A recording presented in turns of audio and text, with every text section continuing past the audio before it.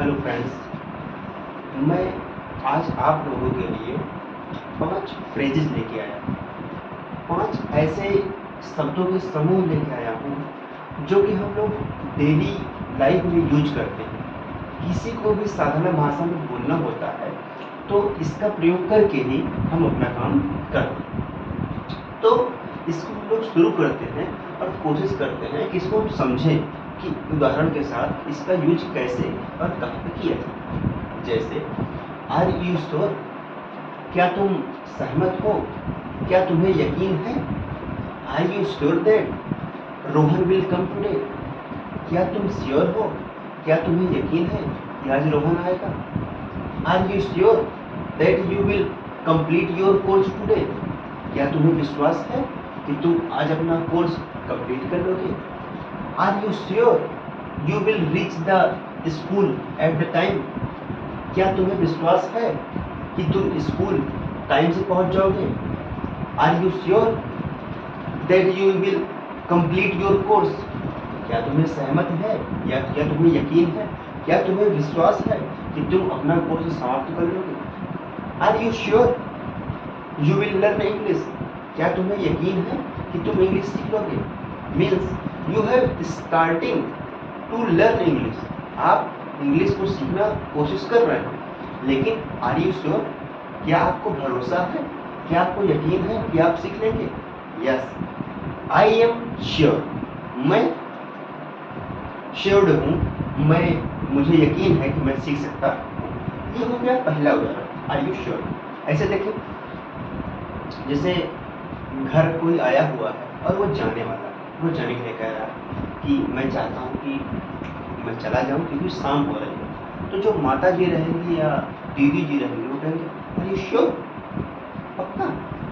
I was thinking, I thought that you will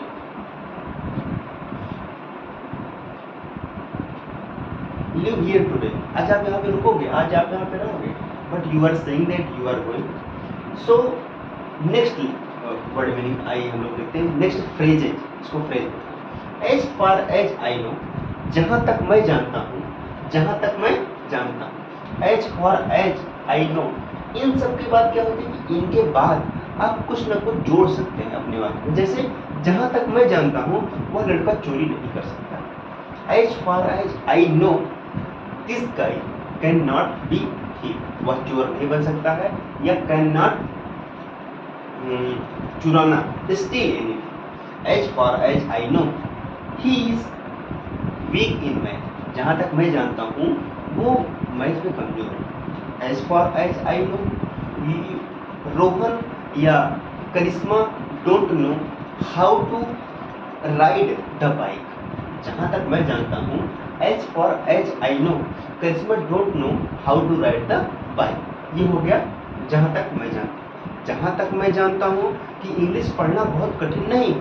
as far as I know to learning English और to learning word meanings is not more hard how much we think. Okay, as much as I think, जहाँ तक मैं जानता हूँ। As far as I know, जहाँ तक मैं जानता हूँ वो 8 बजे तक ऑफिस से छूट जाता है। He started coming home at the 8 PM। Okay, जहाँ तक मैं जानता हूँ वो 2 गिलास पानी पी सकता है। As far as I know he drink 5 glass of water daily, जहाँ तक मैं जानता हूँ वह डेली 5 गिलास पानी पीता है। As far as I know he has completed his quality classes, जहाँ तक मैं जानता हूँ उसने अपने क्वालिटी के क्लास को कंप्लीट कर लिया है। ये हो गया जहाँ तक मैं जानता हूँ का उदाहरण। अगला देखते हैं, but this does not mean that, लेकिन इसका मतलब ये नहीं कि। देखिए, I am going with you, मैं तुम्हारे साथ जा रहा हूँ, या I am coming with you, मैं तुम्हारे साथ जा रहा हूँ। But this does not mean that, लेकिन इसका मतलब ये नहीं है कि you will force me to live there, कि आप मुझे वहाँ पर रहने के लिए फोर्स करिए। I am coming to you in your request, जैसा कि आप मुझसे निवेदन कर रहे हैं। I am coming to you, मैं आपके साथ चल रहा हूँ। But this does not mean that, लेकिन इसका मतलब ये नहीं है कि you will put me there forcefully, आप मुझे जबरदस्ती वहां पे रोक दो। ये हो गया but this does not mean का पहला वर्ड। दूसरा, मैं तुमसे फीस नहीं ले रहा हूं, I am not taking fee to you, but this does not mean that, लेकिन इसका मतलब ये नहीं है कि आप उस पैसे का, उस बचे हुए पैसे का मिसयूज करें।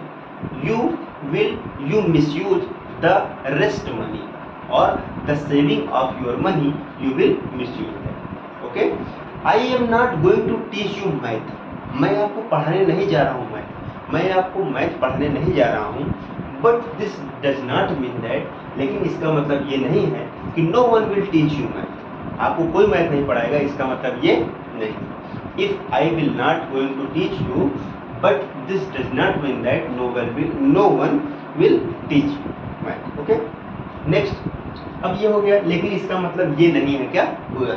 अगला देखिए, बाय द वे, वैसे तो by the way I went to office, I go to office at 9:30 AM।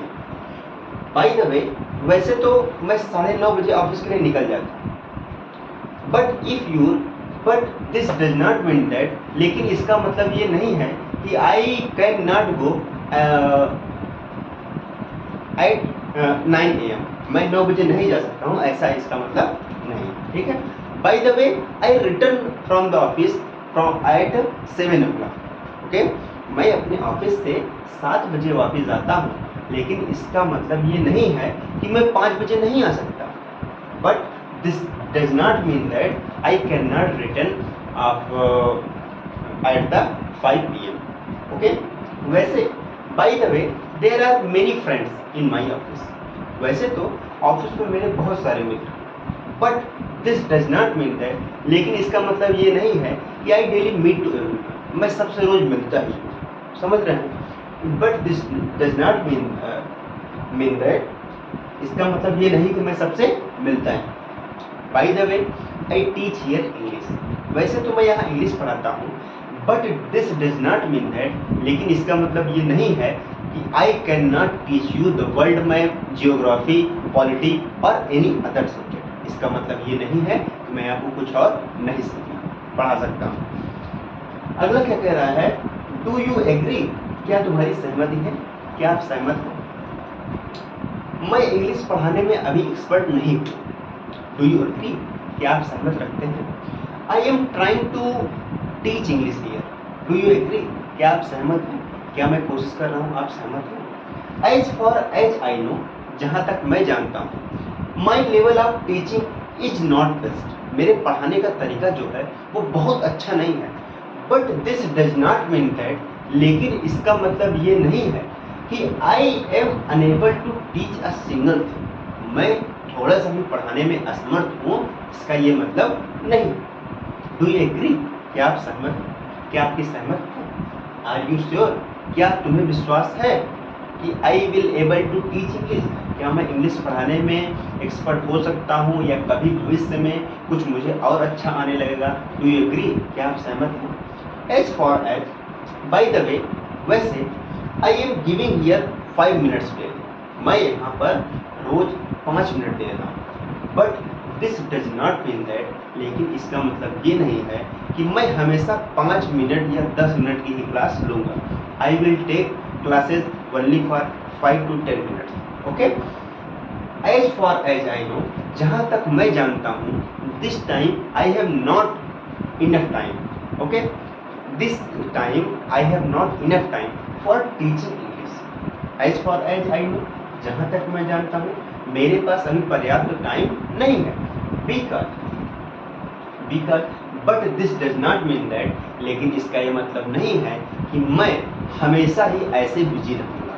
I will always be so busy as I am today. Okay, तो these are the 5 phrases that's used we in our daily life. So are you sure that you are unable to understand a single thing here? So if you are trying to use this word, you will be able to speak to people, not fluently but slowly. Okay, so please keep practice. Okay, thank you.